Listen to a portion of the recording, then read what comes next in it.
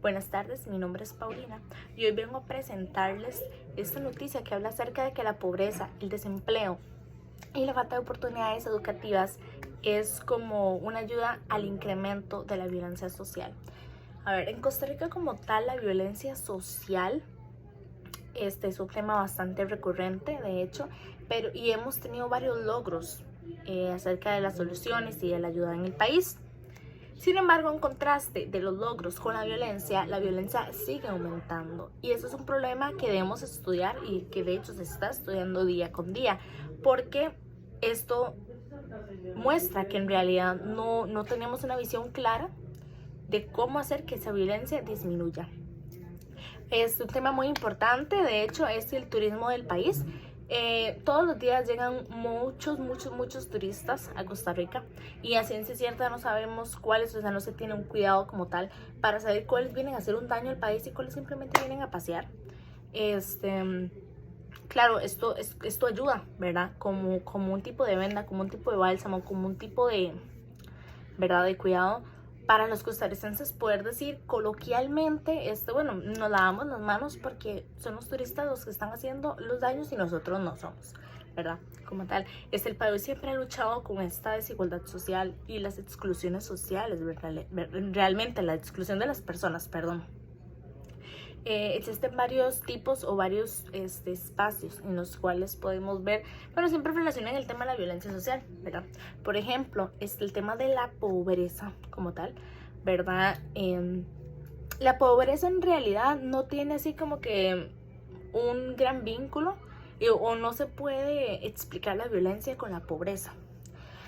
Pero en realidad muchas personas dicen, ¿verdad? Que muchas empresas o inclusive el Estado no está interesado como tal en ayudar o en hacer que esa pobreza disminuya. O sea, no tienen un interés activo.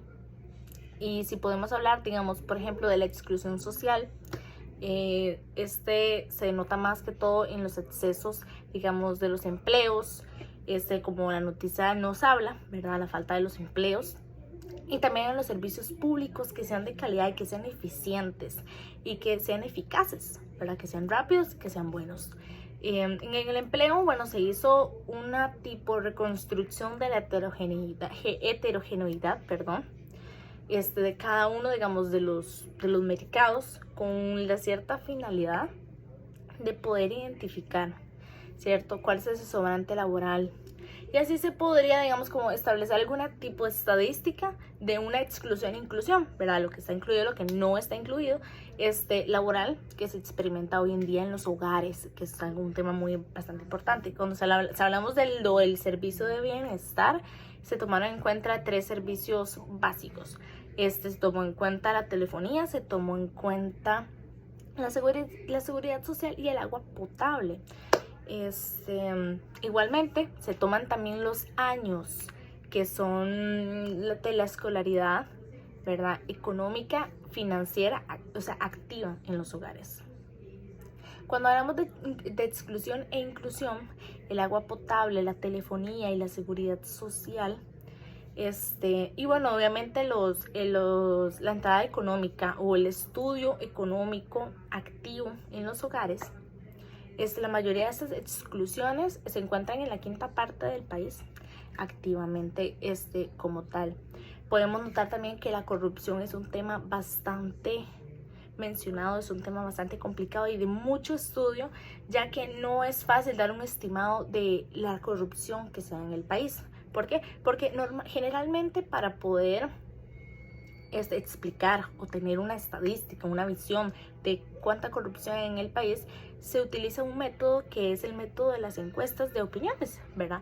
Entonces, generalmente las personas, la población opina y piensa que la corrupción hay tanto en la política, la corrupción está en el Estado, la corrupción está en todas las entidades policiales, la corrupción está en todas partes. Esto denota un gran problema realmente porque aumenta la inseguridad y no se cree que hay una entidad protegiendo y preocupándose por nuestra seguridad como ciudadanía.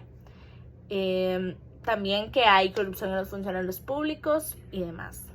Pero algo curioso es que en realidad no no hay tantas denuncias de las corrupciones como tal.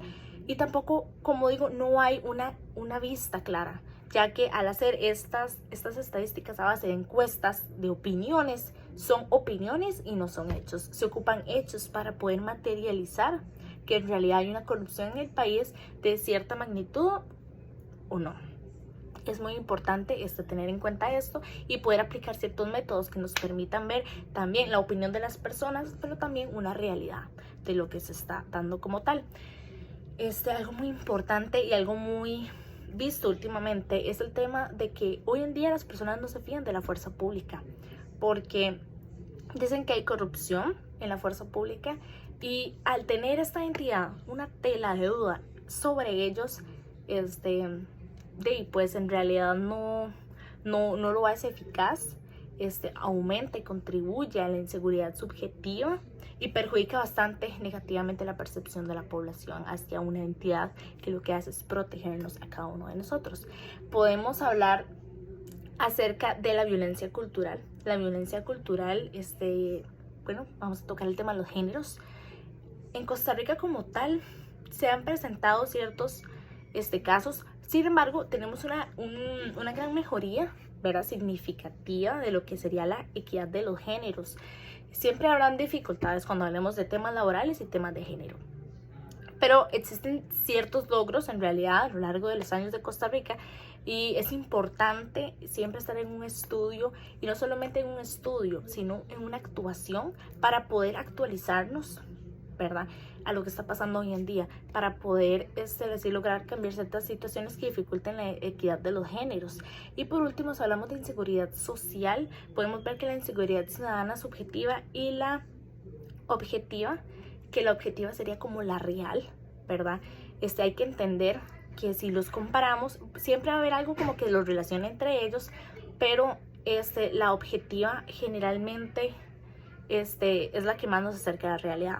Hay muchos ciudadanos que en realidad ven las situaciones de la vida, digamos un acto violento, un robo o un hurto, y el miedo que siente es muchísimo más mayor de lo que realmente es la experiencia de las personas que lo han vivido, y esto es algo que fomenta la inseguridad.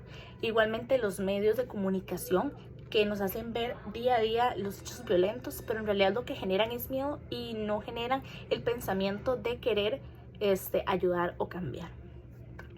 Muchísimas gracias. Esta fue mi presentación acerca de la violencia social y cómo afecta con la pobreza, el desempleo y las dificultades para llegar, digamos, más allá educativamente.